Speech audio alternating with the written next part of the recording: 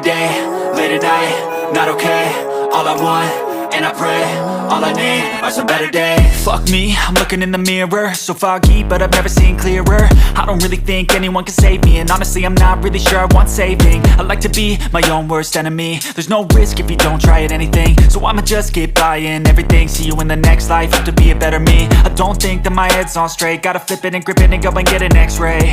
What's wrong with me? I just feel weight pushing on my chest and it squeezes till I suffocate. Better change my mindset, meditate. It's pretty cool that I'm alive and have better days. I could walk, see, hear, I should celebrate. Think I could change my mind, maybe elevate. Living life, every day, late at night, not okay.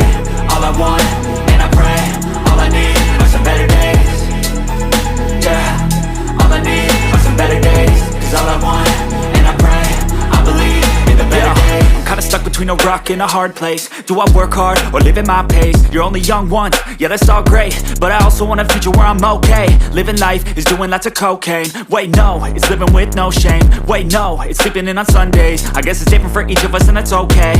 Well I just wanna be happy, how to get there? Glad that you asked me.